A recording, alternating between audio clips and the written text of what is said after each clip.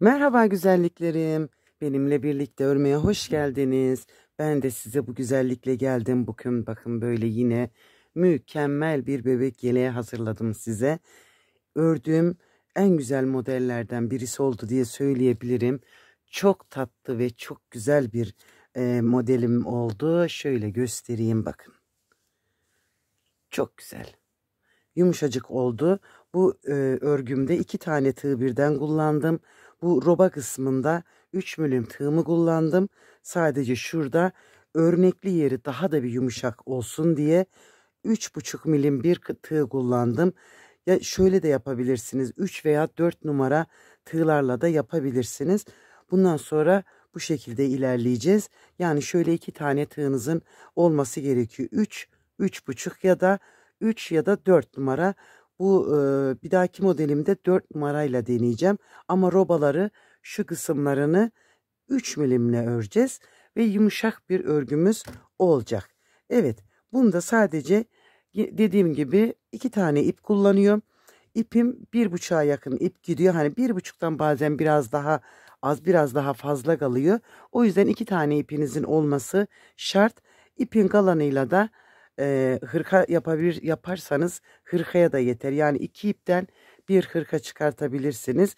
Ya da buna bir patik örerek kombinleyebilirsiniz. Benim ördüğüm yeleklerde 2 tane ip şart. O zaman ne yapalım? Haydi örmeye başlayalım. Evet, önce tığımızla ipimizi birleştirelim ve zincir çekmeye başlayalım. Böyle uzun bir zincir çekin. 90-95 tane kadar bir zincir çekin. Fazlasını keser atarız. Çünkü zincirin üzerine kuracağım. Kolayca yapmış olacağız. Çekelim şimdi uzun bir zincir. Şöyle bakın çektim. İnanın ki saymadım. Şimdi tığımın üzerine ipimi aldım. 4. zincire batarak bir trabzan yaptım. Bu zincirimizi de sayacağız. Yani burada bir trabzan bu. Bu yaptığım 2. Sıradaki zincirime batırdım. 2 telinden alarak bir trabzan yaptım. Sıradaki zincirime bakın böyle 16 tane bu şekilde yapacağım. 2, 4, 6, 16 tane olana kadar öreceğim. 16 tane yaptım. 1, 2 zincir çektim. Tığımın üzerine ipimi aldım.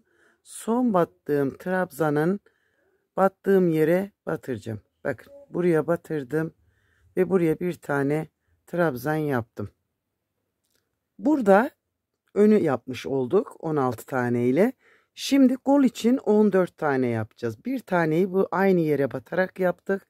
1, 2, 3, 4, 5, 6, 7, 8, 9, 10, 11, 12, şöyle 13, 14. Bakın 14 tane de kol için ayarladık. 2 zincir, 1, 2 zincir.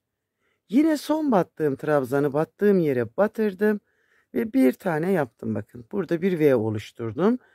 Şimdi buraya 22 tane yapacağız. Bununla birlikte arka burası da arkayı yapacağız. 2, 22 tane trabzan yapacağım. Evet, 22 tane de arka için yaptık ve geldik ikinci kolu yapmaya. 2 zincirimi çektim ve yine ne yapıyorduk? En son battığımız trabzana batıp 14 tane trabzan yapıyoruz. Birinciyi yaptım. 14 tane yapacağım şimdi. 3 4 5 14 tane ikinci kol için 2 zincir, 1 2 zincir ve yine son battığım yere batırdım. Trabzanımı yaptım. 16 tane trabzanımız olacak. Birinciyi yaptık.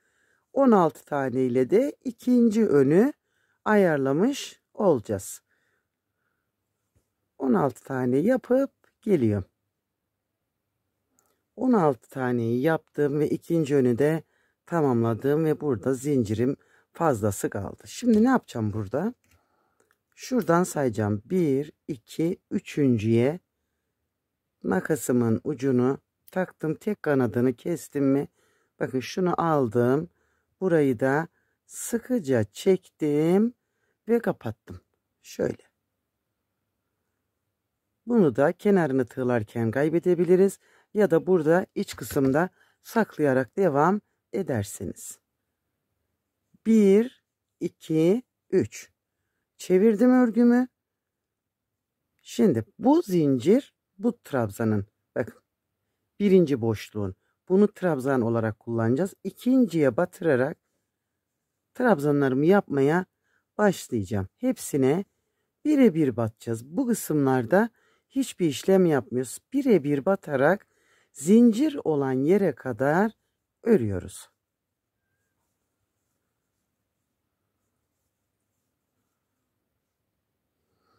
Evet. Zincirime kadar olan yere geldim. Şimdi burada bu zincirin içine 2 tane trabzan. 1 2 2 zincir, tığma ipimi aldım. Aynı boşluğun içine 2 tane daha. 1 2 4 tane artırma yapmış oldum. Bu aradaki boşluğa birebir batarak öbür 3 tane kalan zincirli yerime de aynı işlemi yapacağım. Bu sırada 16 tane artırma yapmış olacağız. Bir kere daha göstereyim. Birincide ne yaptıysak geriye kalan 3 tane de aynı işlemi yapıyoruz.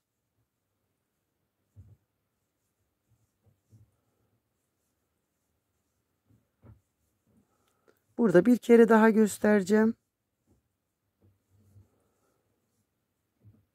Bak. Boşluğa geldim. Zincirli boşluğuma.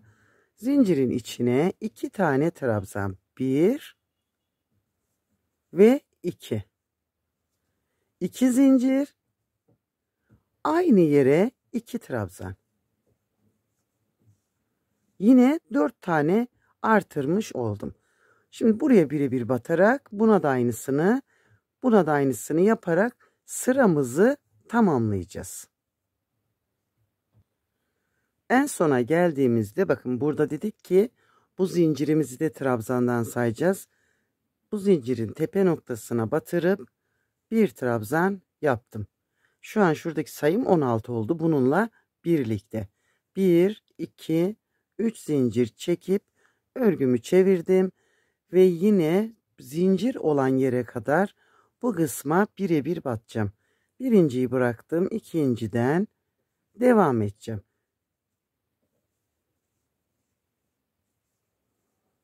Oraya kadar birebir batalım ve örelim. Evet. Bu sıramızda bir trabzan, bakın 1, 2 zincir, bir trabzan. 2 tane artırmış oldum. Bir alt sırada 4, bunda 2. Ve yine öbür 3 yere de aynı işlemi yaparak sıramı tamamlayacağım. Şöyle göstereyim bakın.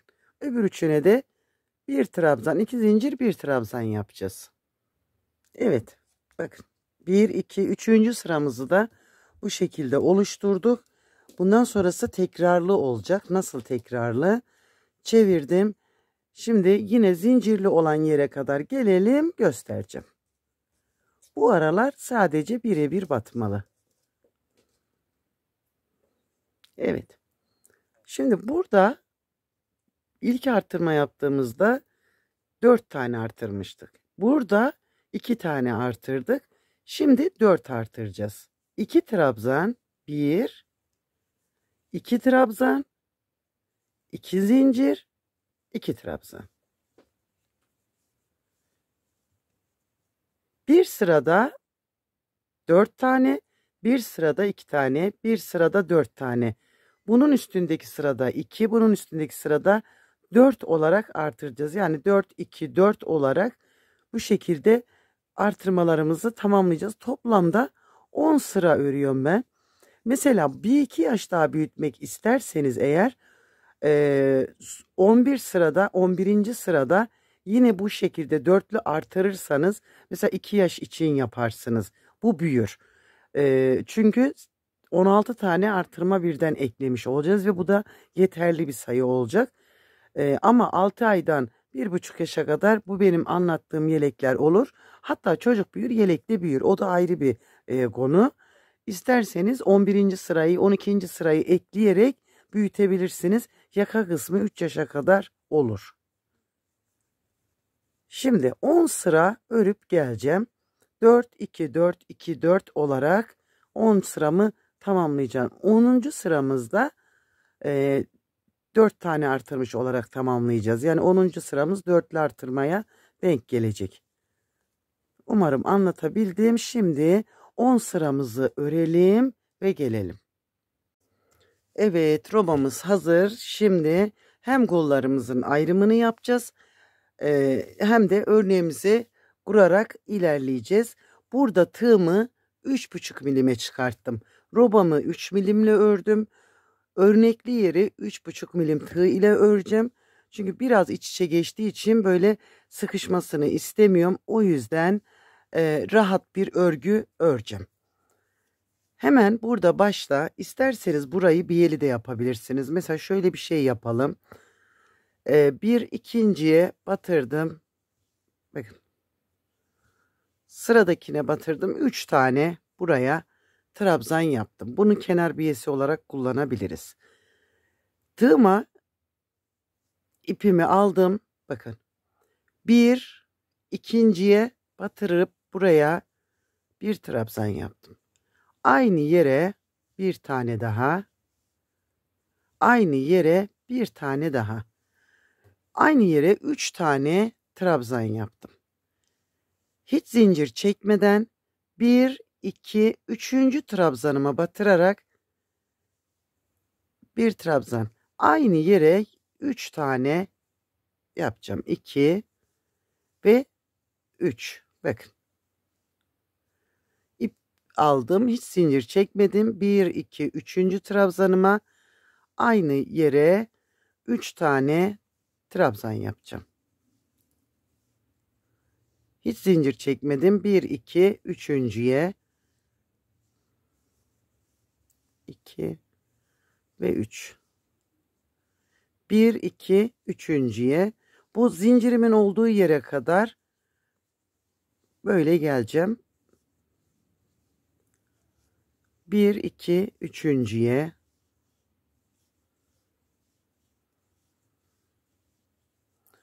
1, 2, 3.'ye bakın. 1, 2, 3.'ye 2 ve 3. 3.'ye bakın şimdi. Şöyle. Buraya geldiğimde bu zincir boşluğumun içine de 3 tane yapacağım. 1, 2 ve 3. Şöyle. Hemen öbürlü zincirli noktama geleceğim ve önü bırakacağım. Bakın kolu bırakacağım. Şöyle katladım ve öbür zincirime geldim. Yine buranın içine 3 tane trabzan. 1,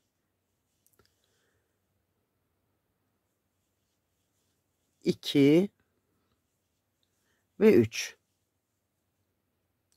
Hiç zincir çekmeden devam edeceğim. Burada 1, 2, üçüncüye. Şimdi öbür ayrıma kadar da aynı bu işlemi yapalım. Çünkü ayarlayarak gideceğiz. 2 ve 3. Evet, buraya da geldim. Bakın yine burada 2 tanem kaldı. Şuraya zincirimin içine 3 tane yapacağım. 1, 2 ve 3. Aslında işlemimiz çok basit. Kolu bıraktım. Öteki zincirli noktama geldim. Ve yine buranın içine 3 tane. Şöyle. Şimdi burada öbür kolda kaç bırakmıştık? Arada şurada bakın bir tane vardı. Şimdi burada da bir taneyi bırakıp ikinciden yine üçerli üçerli yaparak ilerleyeceğim. Ve sıramı tamamlayacağım.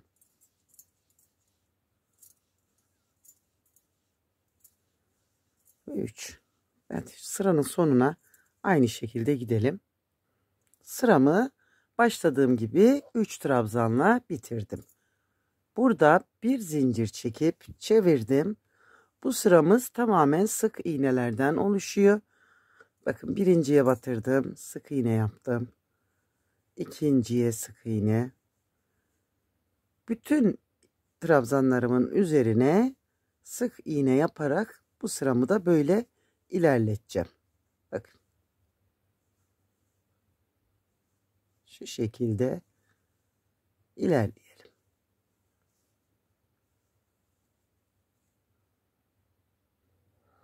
Bu sıramızda tamam. Bakın şimdi örneğimizi yapmaya başlayacağız. 1, 2, 3 zincir çektim. Bu kenarda götürdüğümüz 3 taneyi yapacağız önce. 1 ve 2. Bakın. Şimdi bu üçlü gruplar üzerinden çalışacağız. Yani her üçlü grup bir örnek. Tığıma 1, 2 defa sardım. İkinci trabzanı bakın 1, 2, 3. İkinci trabzanın boşluğundan batırdım. Tığımın üzerine aldım. İkinci trabzanı. İpimi aldım. 3 kere de çekeceğim bunu. 1, 2 ve 3. Bir kere sardım. Yine bu ikinci trabzanın bu sefer de üzerindeki sık iğneye bakın. Tepeye bir trabzan yaptım. Tığıma 1, 2 defa sardım. Yine ikinci trabzanı tığımın üzerine aldım. Bir kere çektim. Ve şimdi 2, 2, 2 olarak çektim. Bakın şöyle. Şimdi öbür üçlü gruba geldik. 2 defa sardım. İkinci trabzanı, alttaki ikinci trabzanı tığımın üzerine aldım. Ve 3 kere de çektim. Tığıma bir defa sardım. Yine bu ikinci trabzanın üzerindeki sık iğnenin tepesine batırıp buraya bir trabzan yaptım. 1, 2 defa sardım. Yine ikinci trabzanı aldım. Ve 3 defa da çektim. Bakın. Üçlü grubun üzerinde. Bu da bitti. 1, 2 defa sardım. Öbür üçlü gruba geldim. Bir ikinci trabzanı tığımın üzerine aldım. 3 defa da çektim. Bir defa sardım. İkinci trabzanın üzerindeki sık iğnenin tepesine batırdım. Yani bu sırada hep üçlü grubun ikinci trabzanı ve üstündeki sık iğneye çalışıyoruz. 2 defa sardım ve bakın aynı yere ikinci trabzana batırdım ve çektim. Bakın böyle. 1, 2 defa sardım. Öbür üçlü gruba geldim. İkinci trabzanı tığımın üzerine aldım. Ve 3 defa da çektim. Tepedeki sık iğneye, ikinci trabzanın üzerindeki sık iğneye bir tek trabzan yaptım. 1, 2 sardım. Ve yine ikinci trabzanımı aldım. Ve bu sıramı bu şekilde tamamlayacağım. Evet, bu sıramızda tamam. Şöyle ne kadar gözüküyor bilmiyorum, net gözüküyor ama örnek çok tatlı bir örnek olacak. Arka sıramızda sadece sık iğne yapıyoruz. Arka sırada hiçbir şey yok. Bütün trabzanlarımın üzerine sık iğneler yapacağım. Böyle. Alt sırada yaptığımız gibi. Şimdi sıramızı tamamlayalım ve devam edelim. Tamamladım. Şimdi tekrar örneklerimizi yapmaya başlayacağız. 3 zincirimi çekerek örgümü çevirdim. Önce baştaki 2 taneyi yapacağım. 1 2 şöyle. 1 2 defa sardım ve yine üçlü grubu kullanacağız. Bakın hep aynı şeyi yapacağız. Üçlü grubun ikincisini aradan aldım. Tığıma taktım ve 3 kere de çektim. İkinci trabzanımın tepesindeki sık iğneye bir tane. 1 2 defa sardım. İkinci trabzanı tığımın üzerine aldım ve çektim. Bakın. 2 defa sardım. Öbür üçlü gruba geldim. İkinci trabzanı tığımın üzerine aldım ve 3 defa da çektim. Böyle rahat çekin. Yani sıkı sıkı çekmeyin. Bakın bu görüntüyü elde edebilin. 2 defa sardım ve tekrar. Hep ikinci trabzanı tığımızın üzerine alacağız. Onun üzerindeki sık iğnenin tepesine bir trabzan yapacağız. Ön yüzümüzde. Mesela tığınızı 4 numara bile yapabilirsiniz. Böyle. Ve her zamanki ölçüm benim bir karış ya da bir karışı biraz geçirebilirsiniz. Hani boyunu istediğiniz boyda yapabilirsiniz. Evet. Bu şekilde tamamlayacağım. Şuraya bakar mısınız? Çok güzel. Bundan birkaç tane daha yapmayı düşünüyorum. Beyazım var. Maviyle de yapmayı düşünüyorum. Örnek çünkü güzel bir örnek ve çok yakıştı. O yüzden bundan öreceğim.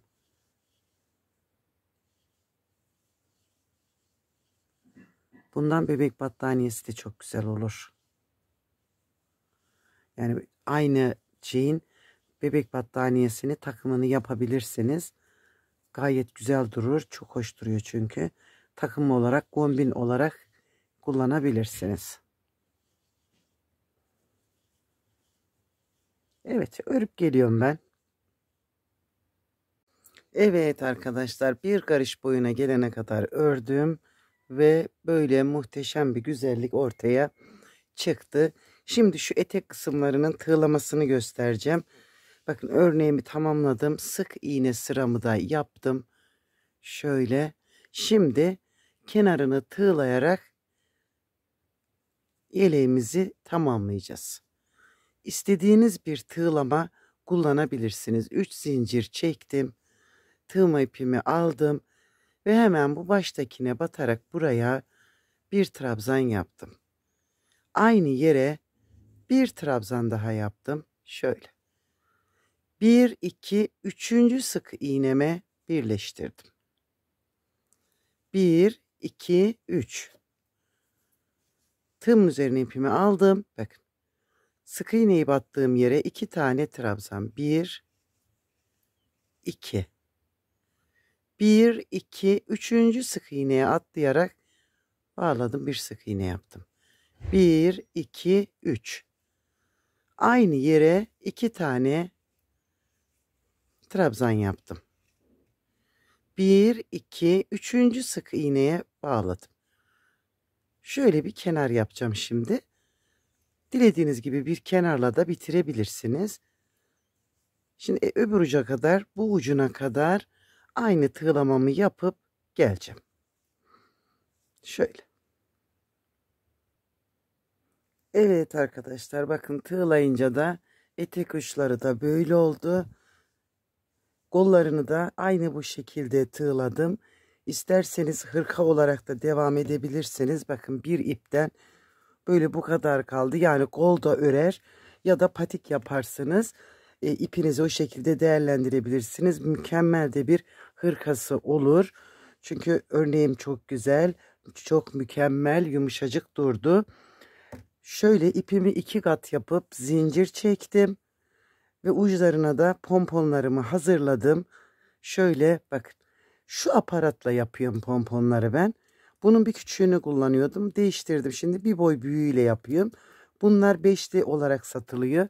Çok işinize yarayacak bir aparat bu. Pompon aparatıyla da bunu yapabilirsiniz ya da elinizle de yapabilirsiniz. Pomponlarımı da yaptım ve takacağım, bitireceğim. Umarım beğenmişsinizdir. Siz de benimle birlikte örersiniz. Beni hedefime siz ulaştıracaksınız. O zaman ne diyelim? Hoşça kalın, sevgiyle kalın, abone olup benimle kalın.